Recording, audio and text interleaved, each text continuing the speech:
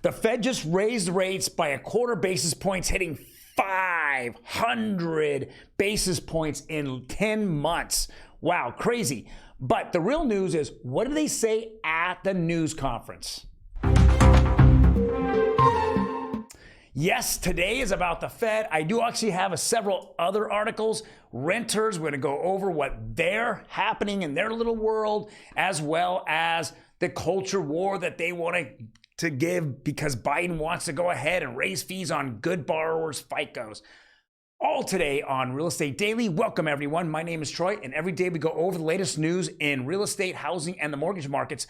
Now, if you're out there selling a home, guys, or even female selling a home, I'm going to give you a gem for free. It's going to be the seller's guide to sell your home. It's going to be stressless, or a lot less stressless. You're going to know the entire process.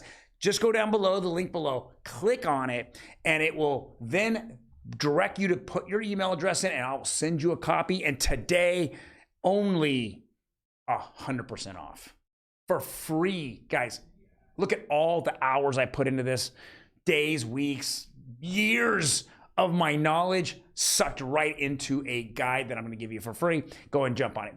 All right, let's jump right into it. Fed increases rates a quarter point, and signals a potential into hikes.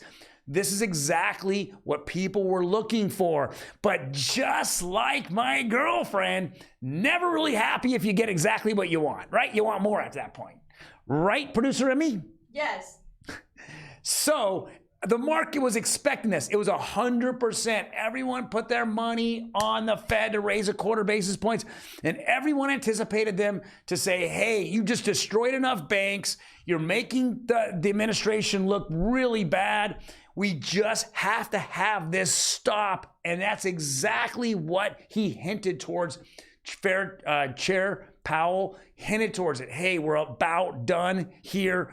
Now, we obviously know that, as the Fed chairman has said, that everything they do today is pretty much 6 to 9 months out. So we really haven't seen the full force of this, especially in the job market and especially in the banking sector. We definitely feel the banking sector will get at least punished at the regional banks that did jumbo loans, car loans, did these commercial loans. We haven't even seen the beginning. The default rates are just rising like crazy on these, and we're still probably have a lot of pain to go. Yes, am I predicting a recession? I absolutely am. Somewhere in the end of summer, I think we're going to hit a recession, and we're going to hit it pretty hard. But I think that the Fed will pivot hard at that point, and somewhere at the fourth quarter of this year, the first quarter of next year, they will turn on the printers. Because it will be election year, and it already has looked bad for this administration, and they can't look any worse. They need to see their ratings go up, right? So now, before we jump into the next one, do me a favor, hit the subscribe button or the thumbs up button. Hit the like button. That's what producer Emmy wants. She wants to see likes. Hit that like button. Make sure you do it. Helps the channel out. Let's give you the best 5 minutes in real estate and mortgage on a daily basis. Boom.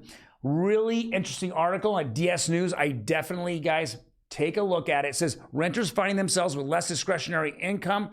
It makes sense when rents rise and wages remain static, residential income decreases. This is a topic of a new blog from the Joint Center of Housing Studies at Harvard University, which overall found that through the analysis of the American Community Survey data, the median renter makes about $30,000 a year, and after paying their monthly rent, they only have $380 of discretionary income. How do you get drunk off of $380? I don't get it. Okay, I don't get it, right? So with that being said, it's just this nightmare that renters have. And I've said it once, I will tell you 100 times. If you look at the middle class is being torn in half.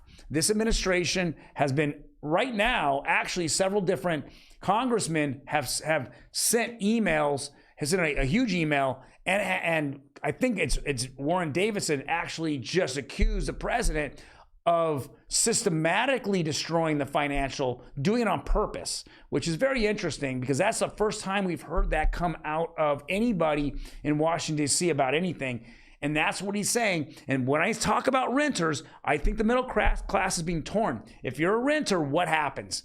You are going to be typically more poorer and poorer as inflation continues to go up. You have a better chance of having your job lost, right? And not finding a job that's quality, or at least the same quality, or paying the same wage. And so you are losing footing out there and just trying to survive, as people who own homes are growing wealth. So as we've talked about now for the past 2 or 3 years on this channel, you've seen property values go up and up and up. In fact, if you buy your home in 2020, when the bear flu was on, you almost have anywhere from 50 to 100% or doubled your value of your property. You think about that, that's only 36 months ago. Literally 36 months ago. Actually, it's 37 months ago because it was in March. Need to think that, put a plan together. Go down below. You can DM me. Let's have a conversation. Let's begin the process. Otherwise, you're going to rent and it's not going to get easier for you. All right.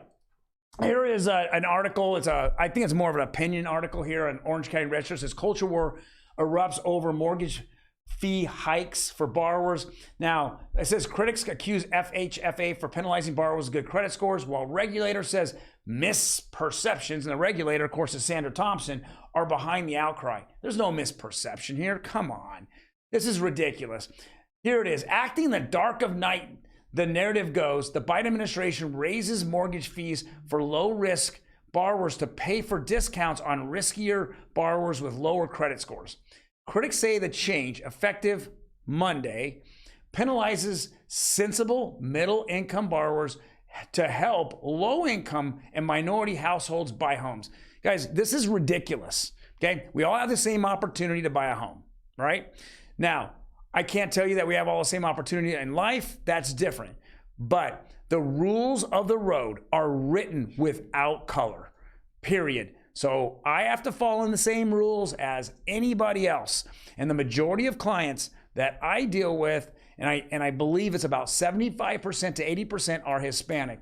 None of them complain except right now. And they're complaining that they've worked hard all their lives to get their credit score up, and now they're being penalized. Now, a lot of you out there go, well, I'm looking at, the people that are closing go, well, I'm looking at my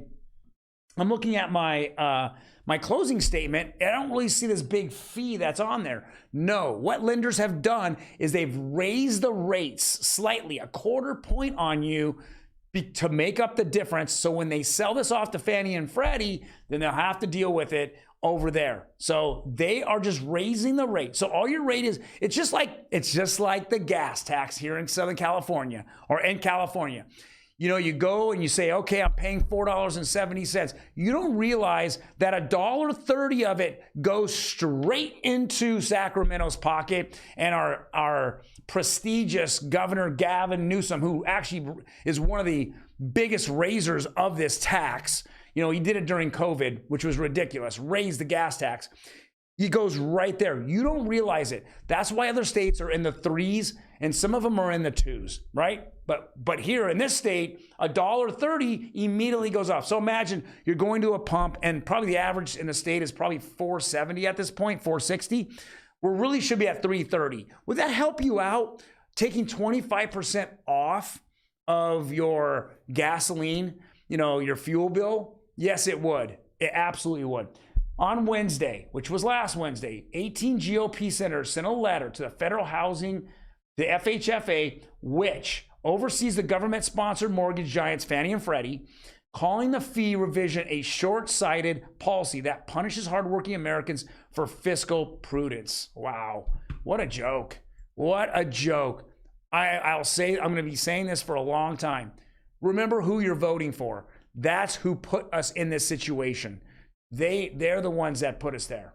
All right, let's jump into this. Another one of those hedge funds or 401k companies. This will tell you what's happening with real estate going on. And I think this is a big shot against commercial real estate. Blackstone's real estate trust limits withdrawals for the 6th straight months. That means, so if you decided, hey, I want to buy a house, or I want to do something with I want to do home improvements, or I have another investment. If I put money in Blackstone's real estate trust, okay, they're only allowing so many people to withdraw so much money out of it. Once they hit the limit, they won't allow you to withdraw it. So you don't even have access to your money. You allowed to hand over your keys to your money, to your vault, to this company here. And that's why people are getting sick and tired of 401ks, all the rules and regulations around it, which only helps out the companies like Blackstone and BlackRock, all these companies that are taking your money and utilizing it for, I don't know, whatever use they want to, ESG. They're not talking about, making your money and making the most money for your money in investment. No, they're using it for whatever. The withdrawals continue to come out of these because people can custody their own retirement funds, put it in their own self-directed IRAs. I don't care if it's in precious metals like gold and silver. I don't care if it's in real estate. You have control of your money, and you can't tell me that other Blackstone and all the 401ks that came out in the 70s when they first started this whole thing, that they've been able to beat a lot of the different investment opportunities that are out there. All right, this is not financial advice, by the way. Just know that you need to go and check this out. What are you doing? Do not just throw money in 401ks and just think that's going to be for retirement fund. You must look at those statements and see if you're growing or falling, because that is your money. Right now, you can go into a bond. You can go into a 1-year bond and get 4.73%. Okay, 4.73% from 1 year. If you're not making at least 4.73, you can actually do this. Okay, I don't know what the penalties are. You need to find all that out, but you can do this. We talked about it a month ago, 2 months ago. I know producer Emmy, we talked about this. 1-year bonds were 5.25%. 5.25%. Okay, we're even looking at 6 months government bonds at 5.08, 3-month government bonds at 5.25. Okay, your hedge fund better, your 401k better be beating that after they fee you to death, right? So just word of advice. It's not financial advice. You need to go look in and figure out what's best for you. All right, let's jump into the rates. Rates here dropped dramatically in anticipation of the Fed pivoting, or at least talking about pivoting. We're looking at 30-year conventional going down about 7 basis points. We saw about 6 basis points on FHA. Like I said yesterday, we all went above 4.6. Now we all fell back down into the 6.4s.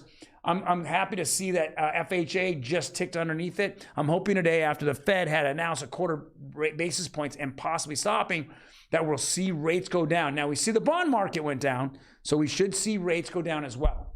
All right, guys, thank you very much for joining us today. I'm hoping that some of the insights that I go over with you really, really think about what you're doing out there. Your financial life is on the line, and you're going to see that with all the information on the web and all the information that's out there, that you're slowly becoming more and more informed, and you can make better decisions than guys that are taking 3 martini lunches and going out with their friends and buying Lamborghinis with your fees that they're charging you to go to manage your money. Thank you guys. Take care, and I will see you tomorrow.